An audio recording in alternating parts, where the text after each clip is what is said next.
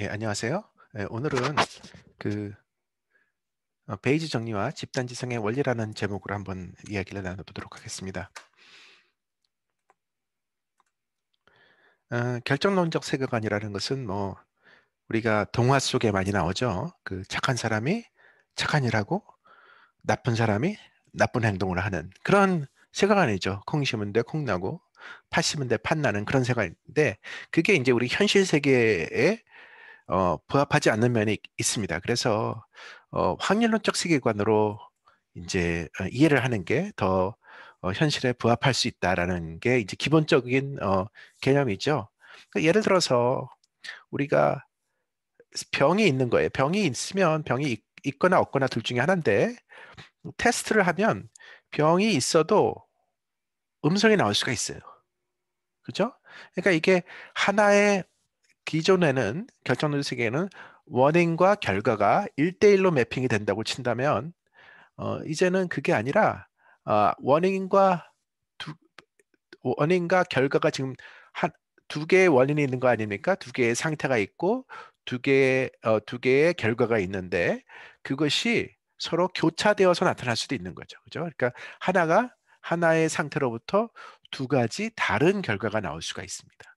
어, 그게 확률적으로 나오는 거죠. 그러니까 그게 다른 결과가 나올 수 있는데, 그것에 대한 확률이 알려져 있으면 그걸 바탕으로 거꾸로 유추를 해서 이제 찾아낼 수 있겠다, 찾아내 보자는 것입니다. 그러면 베이지 정리의 기본 철학은 이제 확률은 어떤 상태에 대한 믿음을 숫자로 나타낸 것이다라고 얘기할 수 있고요. 그 확률이 관측을 통해서 업데이트 된다는 것입니다. 그래서 이게 뭐 포뮬라 수식으로 치면 이렇게 될 텐데요. 그러니까 D는 뭐 데이터라고 생각하시면 되고, C는 컨디션 또는 뭐 상태. 그러면 어떤 주어진 관측, 그죠? 주어진 관측 결과가 있고, 상태 우리는 상태를 모르는 거예요. 트루 상태는 우리는 그냥 결과만 보는 거죠. 사람이니까 이 트루 상태는 모르고 그 결과를 통해서 관측 결과를 통해서 상태를 유추하는 건데, 그것이 확률로 표현하는 거예요. 그래서 그 확률이 표현되는 것이 결국 숫자가 높으면 높을수록 그 믿음이 강해지는 거죠. 그러면 이것을 이제 우리 근데 알고 있는 것은, 우리가 그 결과가 나올 확률에 대해서는 알고 있는 겁니다. 그래서 요거는 알고 있는 거고, 이 D 기분 C는 우리가 주어진, 앞에서 치면 이거죠. 그러니까 상태가 어떨 때 어떤 결과가 나오는 그 확률에 대해서는 알고 있는 겁니다. 그러면 이런 식으로 이제 베이지 정리를 이제 할 수 있을 텐데요. 중요한 것은, 우리는 데이터에 대한 확률에는 관심이 없는 거예요. 사실은 데이터에 대한 확률은 관심이 없고, 뭐에 대한 확률이 관심이 있습니까? 상태에 대한 확률이 관심이 있죠. 상태에 대한 확률, C에 대한 확률. 그러면 그 C에 대한 확률이 사실 두 가지 종류가 있어요. 하나는 before data, 그죠? 그러니까 probability C, 그걸 사전 확률이라고 얘기를 하고, 이제 어, after data, 사후 확률이 되겠죠. P, C 기분 D. 그러면 그것은 사후 확률이라고 얘기를 하는데, 이제 그 사후 확률을 계산하는 공식이 베이지 정리가 되는 겁니다. 아까 그 이그젬플로 보면 이제 양성과 어, 두 가지 결과가 있는 거죠. 데이터가. 그리고 상태는 두 가지가 있는 거예요. 유방암 있음, 유방암 없음. 그러면 유방암이 실제로 이제 그 인구 대비 한 여성 인구 대비 뭐 1%라고 치면, 물론 이제 이게 연령대마다 다르긴 하겠습니다만, 그러면 이제 그 유방암, 이 앞에 테이블을 보면 이걸 바탕으로 우리가 이 데이터 확률을 알고 있으니까요. 그죠? 데이터 확률을 알고 있으니까 어 이제 그 사전 확률이 알고 있으면, 사전 확률을 알면 그 내 테이블에 대한 2x2 테이블에 대한 확률을 계산할 수 있죠. 그래서 그걸 통해서 뭘 알고 싶은 거냐면은, 진짜로 알고 싶은 거는 테스트 결과가 양성인 경우 실제로 그 환자가 유방암에 걸렸을 확률은, 그러니까 이 집단이 관심 있는 거죠. 그러니까 전체가 관심이 있는 게 아니라 이 2x2의 모든 집단에 대한 관심이 있는 게 아니라, 사실은 요 첫 번째 줄, 요 집단에 대해서만 요 집단 중에서 유방암이 걸린 사람에 대한 확률에 관심이 있는 거죠. 그래서 뭐 그것을 개선한 방법은 10,000명 단위로 생각해보면 좀 더 쉽습니다. 왜냐하면 10,000명 중에 1%란 얘기는 100명이란 얘기고 이제 99%는 9,900명이란 얘기죠. 그러면 그 중에서 이제 그 100명 중에서 80%니까 80명이 되는 것이고요. 그다음에 20명이 되겠죠. 마찬가지로 9,900명 중에서 앞에서 보면은 여기서 10%니까 9,900, 990명이 되는 것이고 그 나머지가 이렇게 되는 것이죠. 그러면 우리의 관심은 검사 결과가 양성인 사람 중에서 유방암에 있는 사람이니까 사후 확률은 이렇게 나올 수 있겠죠. 생각보다 낮습니다. 그죠? 왜냐하면 유방암 있는 사람 자체의 확률이 원래 낮기 때문에 그렇습니다. 이것을 뭐 오즈라는 개념으로 설명해도 좋습니다. 왜냐하면 이게 이제 오즈라는 것은 상대적인 확률인 거예요. 그래서 원래 이 스테이터스 그러니까 어 이건 뭐죠? C equals 0는 병이 없는 거죠. 유방암이 없는 사람 대비 유방암에 걸린 사람의 비율이 첫 번째고요. 오른쪽에. 그거 다음에 요거는 이제 데이터를 통해서 값이 바뀌는 거죠. 그리고 이거 왼쪽은 이제 데이터가 주어졌을 때 테스트가 파지티브인 경우에 상대적으로 서로 비율이 어떻게 되냐는 거니까 이것을 이제 말로 표현하면 사후 오즈는 어, 사전 오즈 곱하기 이 어저스먼트 텀, 증거 기반 조정값 이렇게 얘기할 수 있겠죠. 그래서 posterior odds는 evidence adjustment times prior odds 이렇게도 쓸 수 있겠습니다. 그래서 그렇게 생각을 하면 증거 기반 조정값은 요 데이터의 값은 뭐냐면은 이 데이터 확률이니까 파지티브일 확률은 어, 파지티브를 확률 상대적으로 그러면 그 실제 유방암 있는 사람이 높죠. 그 80% 그러니까 10% 대비 80%니까 8.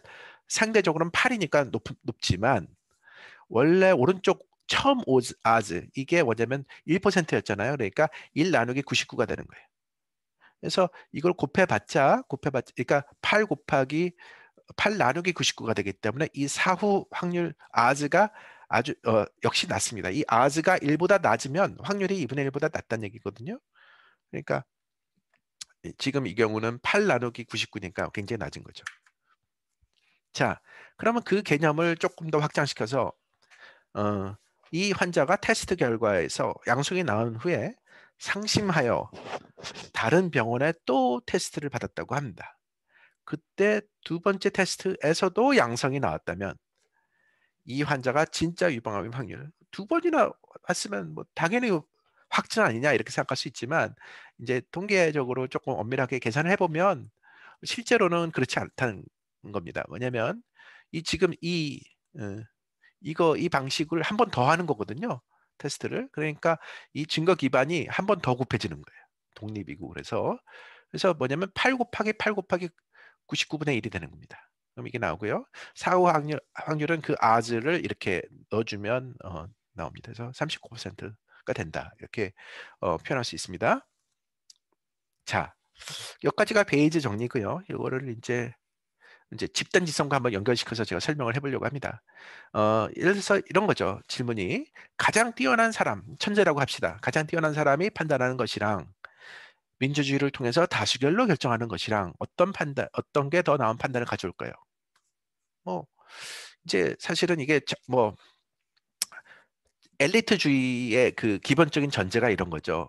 엘리트한테 많은 권한을 부여하는 게 왜냐하면 엘리트가 더 많은 지식이 있고 뭐 이제 물론 뭐 양심이 썩을 수도 있지만 그거는 열외로 하고 판단력이 높기 때문에 더 올바른 판단을 확률이 높다. 그래서 근데 뭐 사람이니까 또 실수할 수도 있고 또 그럴 수도 있으니까 예를 들어서 판단력이 맞을 확률이 90%라고 합시다.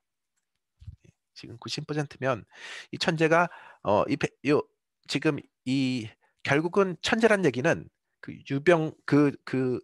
유방암 그 사례로 치면 뭐냐면 그 테스트가 좋은 거예요. 테스트의 정확성이 좋은 거죠. 그죠? 그러니까 그 상태에 대해서 판단을 굉장히 가깝게 내리는 사람이 똑똑한 사람인 거죠. 판단력이 좋은 거죠. 그래서 그게 뭐 이렇게 좋다고 합시다. 그런데 이거는 뭐 놀랍지 않죠. 이런 경우에 이렇게 된다는 거죠. 근데 이제 다수결에서는 그럼 어떻게 되느냐? 다수결. 그럼 다수결, 그러니까 일반인의 판단력은 떨어지니까 뭐 일반력, 예를 들어서 일반인의 판단력이 60%라고 합시다. 맞출 확률이. 어, 50%는 좀 그렇죠. 왜냐하면 50%는 동전을 던져도 50%인데 그거보다는 좀 나야 되니까. 그래서 60%라고 칩시다. 그러면 결국은 다수결에서 판단을 한다는 얘기는 어, 그, 뭐 10명이면 5명, 10명이면 조금 헷갈리죠. 왜냐면 반반이면 결정이 안 나는 거니까. 그러면 11명이면 6명이 합의를 해야 되고 뭐 그런 거니까 그걸 어, 그 확률을 이게 베르누이가 되기 때문에 그러니까 베르누이의 그 합의 때문에 그 이항 분포가 되거든요. 그래서 그거에 대한 확률을 계산한 겁니다. 그래서 이게 한 사람 일반인의 한 사람의 판단력은 이렇게 되지만 다수결 하에서 판단력은 이 값이 높아집니다. 높아지고요. 그거를 이제 실제로 이제 뭐 R로 짜가지고 간단하게 계산을 해보면 그래서 10명일 때는 그 사후 확률이 베이즈 값 확률로 계산을 하면 0.79가 나오고요. 20명이면 더 올라가죠. 확률이 0.86, 그러니까 85%, 86%가 됩니다. 100명이면 98%. 그러니까 100명의 사람들이 100명의 평범한 상식적인 사람들이 토론을 거치고 합의를 해서 사심 없이 민주주의로 결정을 하는 게 한 사람이 똑똑한 사람 한 사람이 결정하는 것보다 더 뛰어난 결정을 할 수 있다고 할 수 있겠죠. 1000명이면 더 높겠죠. 그래서 뭐 국회의원이 뭐 400명 되는 잘만 뽑으면 이게 뭐 정확할 수 있는 겁니다. 이상적으로는 그렇습니다. 근데 뭐 집단지성에 두 가지 전제가 있습니다. 일단 개인의 판단력이 어, 평균 0.5 이상이어야 한다. 그렇지 않을 수 있습니다. 뭐 예를 들어서 옛날로 치면은 뭐 지구가 태양을 도느냐 이런 거 가지고 옛날에 종교 재판하고 그럴 때 틀렸잖아요. 사람들이. 왜냐하면 일반인의 판단력이라는 것은 과학 같은 그런 어떤 전문 지식에 대해서는 판단력이 떨어져요. 그래서 그 전문 분야에 대한 판단력은 어, 일반인들이 민주주의로 결정할 수 있는 게 아닙니다. 두 번째 전제는 독립적인 판단이 가능해야 되겠죠. 그 100명이 진짜 100명이냐? 그렇지 않을 수 있습니다. 사람들이 왜냐하면 독립적으로 사고를 하지 않거든요. 많은 현실 문제에서는 다른 사람들의 말에 그냥 휩쓸리는 경우도 있고 또 영향을 받습니다. 실제로. 그래서 그런 면에서는 이제 집단 지성이 잘 발휘가 되기 위해서는 이 두 가지 전제가 이제 맞아야 되고 그렇지 않으면 집단 지성이 아니라 집단 실성일 수도 있는 겁니다. 네.